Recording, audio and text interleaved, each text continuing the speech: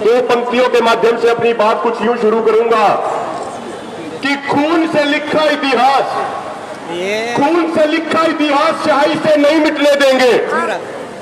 खून से लिखा इतिहास स्याही से नहीं मिटने देंगे। बेच दिए होंगे रेल और जहाज तूने, लेकिन देश के किसान को हम नहीं बिकने देंगे। अभी बंगाल में चुनाव है।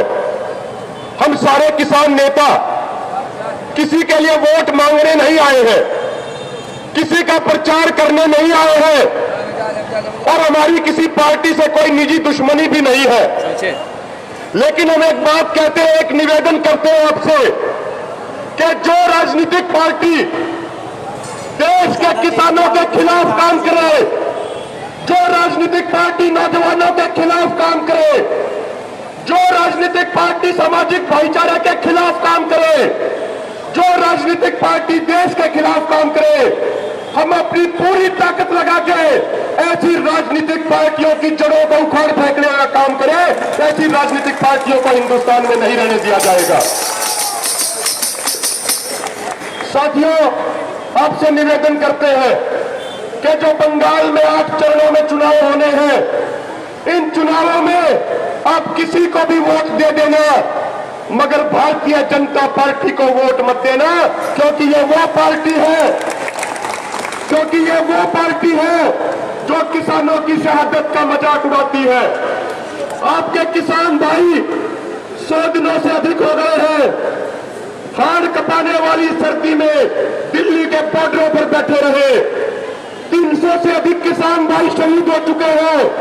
वो किसान जिसे देश का अन्नदाता कहा जाता है, लेकिन देश के प्रधानमंत्री ने अब तक एक भी कोई शोक संवेदना जाहिर नहीं की उन शहीद किसानों के लिए। तो ऐसी भारतीय जनता पार्टी को आगामी चुनावों में वोट बिल्कुल भी मत देना। साथियों, एक दूसरी बात आपसे एक निवेदन करना चाहता हूं। जो किसान बैठे हैं, ये किसान हर उस व्यक्ति की लड़ाई लड़ रहे हैं जो दिन में 3 वक्त का खाना खाता है। ये रोटी की लड़ाई है, ये अनाज की लड़ाई है। मैं तो कहता हूं ये पशु और पक्षियों की भी लड़ाई है, क्योंकि खाने के ऊपर उनका भी अधिकार है। ये मोदी सरकार अनाज को और रोटी को अमीरों के शोकेस में कैद करना चाहती है, लेकिन हमें प्रण लेना होगा, हम ऐसा नहीं होने देंगे, क्योंकि रोटी पे हर मनुष्य का अधिकार है। साथियों, वोट डालते समय, चुनाव में वोट डालते समय उन किसानों को जरूर याद करना जो दिल्ली के बॉर्डरों पर बैठे हैं। यदि गलती से इन चुनावों में भारतीय जनता पार्टी जीत गई तो भाजपा एक दुष्प्रचार करेगी कि भाई देश के किसान तो उसके साथ है, इसलिए वो जीत गए। ये बात आप याद रखिएगा। तो उन शहीद किसानों को याद करते हुए, दिल्ली के बॉर्डरों पर बैठे हुए लाखों किसानों को याद करते हुए एक बात याद रखना कि इन शहीदों का मान सम्मान, इन किसानों का मान सम्मान अब बंगाल की जनता के हाथ में है। और आपसे हाथ जोड़ के और सिर झुका के एक विनती करते हैं कि इन किसानों के मान सम्मान का ध्यान रखना।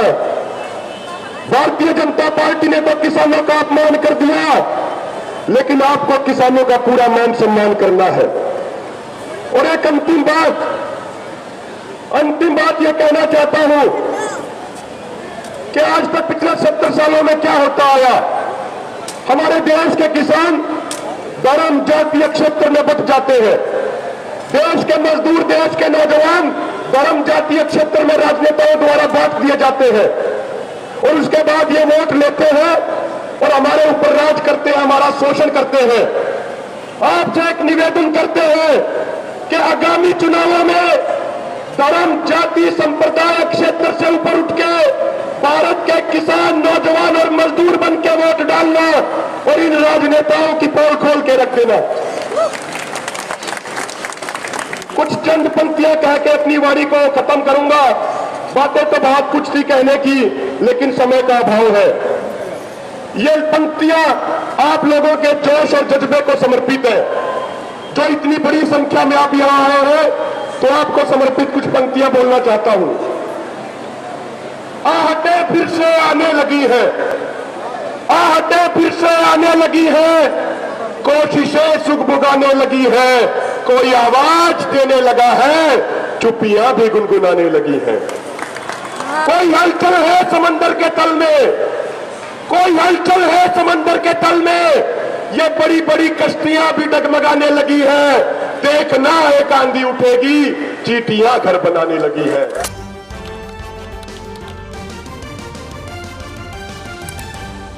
आपकी आवाज